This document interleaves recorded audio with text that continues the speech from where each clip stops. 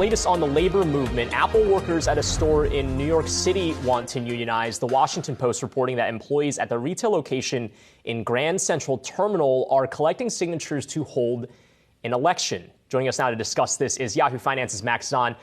Max, again, we've seen the story with Amazon. We've seen the story with Starbucks. Apparently, this group in Grand Central Station kind of loosely affiliated with the groups that have been forming among those Starbucks locations as well. Give us the skinny on that.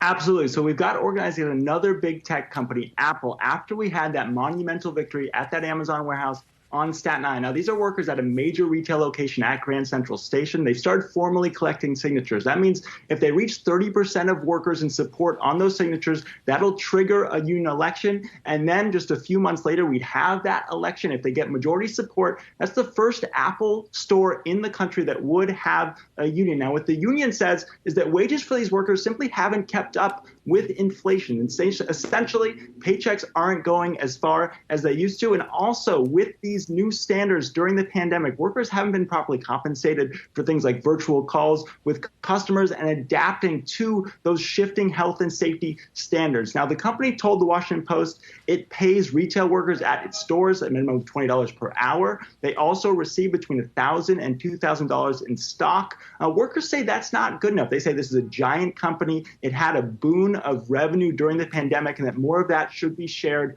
with workers. Now, Apple does have more than 500 retail locations in the world. They've got 207 in the U.S. This is only a single store. And we didn't get a response from Apple to a request for comment, but they did tell the Washington Post, quote, "We're deeply committed to creating and maintaining a positive and inclusive workplace." They say we take all concerns seriously and we thoroughly investigate whenever a concern is raised, and out of respect for the privacy of any individual involved, we do not discuss specific employee matters. Now, Brian, as you mentioned, this new union, it's affiliated with Workers United. This is the union that has had that success at Starbucks with 20 unionized stores since December, with many more votes on the way. So they've had success at one nationwide retailer. The question is, will that model be duplicated at Apple? And will we see not only this Grand Central store, but potentially another wave of stores nationwide as we've seen at Starbucks? And certainly, Max, you get the sense that workers from so many different companies are watching these movements to see, okay, is it now our turn to move ahead? Etsy sellers have been on strike. Now we're hearing that they are considering unionization as well.